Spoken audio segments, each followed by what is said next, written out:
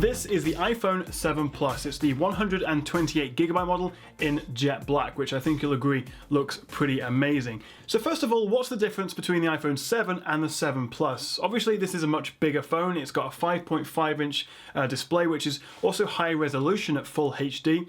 It's also got 3GB of RAM compared to the iPhone 7's 2. It's also got a fancy new dual camera setup, which gives you a 2x optical zoom, and the battery is a lot better in this. So the main reason you'd want the Plus is for the bigger screen. Side by side, it is a lot bigger than the iPhone 7, and most of the time, but not always, it is the difference between one-handed and two-handed use. You definitely do notice it as well when it's in your pocket, and the fairly chunky bezels means it's actually quite a bit bigger than the Galaxy S7 Edge, which has the same 5.5-inch screen. So yeah, it is really big, but it's also a great looking phone. The dual camera gives it quite a unique futuristic look. It feels great in the hand thanks to the smooth, rounded corners. It's a seriously classy looking phone, I'm sure you'll agree. But you do notice the weight when you pick it up at 188 grams. It is quite heavy. It's also quite slippery as well. All iPhones have been really since the iPhone 6 redesign, so I would recommend putting a case on this, even though it's a shame to add extra bulk to it, and also it takes away a little bit from the premium aesthetic, and especially in this jet black color, which I really do like. Even if it is a massive fingerprint magnet, you're going to need a microfiber cloth if you're going to take this around with you all the time and you haven't got a case on it. So I do like the jet black color, but if you don't, you can also get this in black, silver, gold, and rose gold in either 32, 128, or 256GB storage options.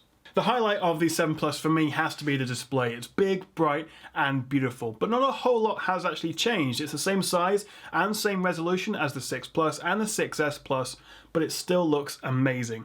What the 7 Plus does bring to the table though is a wider color gamut, so colors look even more realistic and vibrant.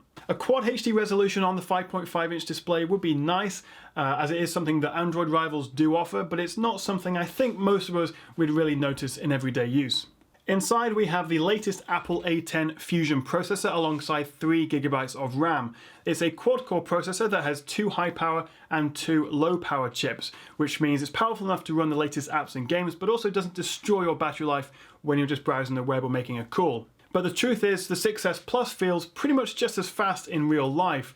You only really start to notice the difference if you're coming from the iPhone 6 or earlier.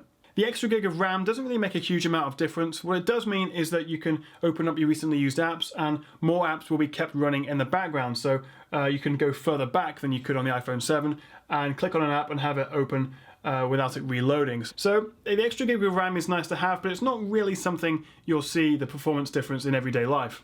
After the screen size, it's really the battery life and the camera that makes the 7 Plus stand out. First of all, the camera, or should I say cameras. The main one here is the same as the iPhone 7. It's got a 12 megapixel sensor with an f1.8 aperture and optical image stabilization alongside a quad LED flash. It's one of the best cameras on any smartphone you can buy right now. It now works much better in low light compared to previous iPhones thanks to that wider aperture. So both the 7 and the 7 Plus produce great looking photos and video with natural and true to life colors, as well as good dynamic range.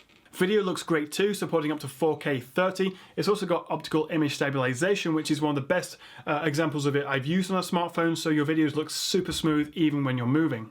But everything I've said so far about the camera also applies to this 7. So what makes the 7 Plus different? Well, it is of course that second sensor, which gives you 2x optical zoom. So if I open the camera, you can see a little 1x logo here, and if I move my hand out of the way, if you press it, you get a 2x optical zoom. That's a pretty cool feature to have. And of course the difference between optical and digital zoom is you don't lose any image quality. So zooming in is pretty cool, but there are a couple of issues with it. First of all, the zoom sensor has a much narrower f2.8 aperture, so it's not as good in low light, although in practice I found image quality to be pretty much the same as the main camera. The other problem though is it doesn't have OIS, optical image stabilization, so if you zoom in while you're filming, you will suddenly notice the video becomes much shakier.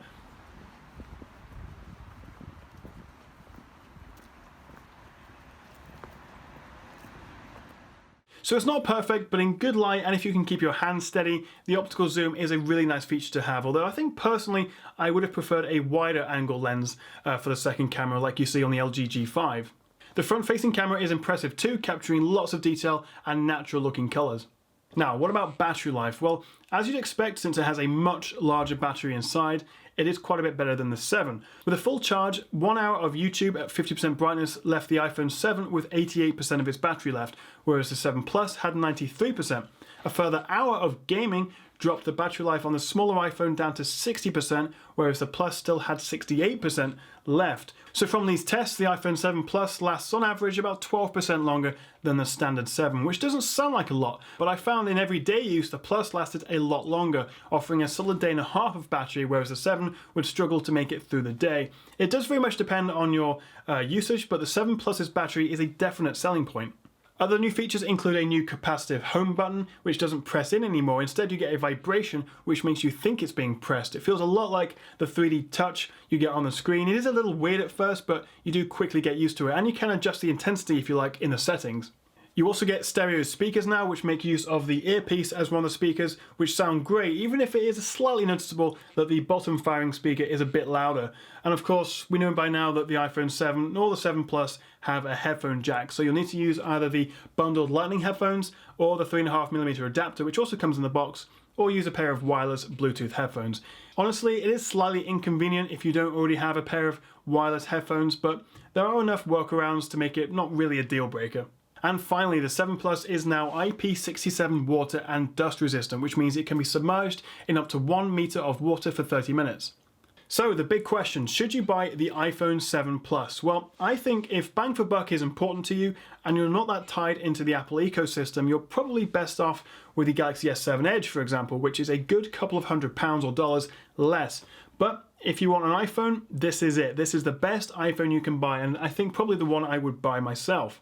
The truth is, I reviewed the iPhone 7 the other week and it just didn't feel that much different or particularly special compared to the older models, and the battery life lets it down. But unboxing the iPhone 7 Plus for the first time, especially in this gorgeous fingerprint magnet of a jet black colour, felt a lot more special.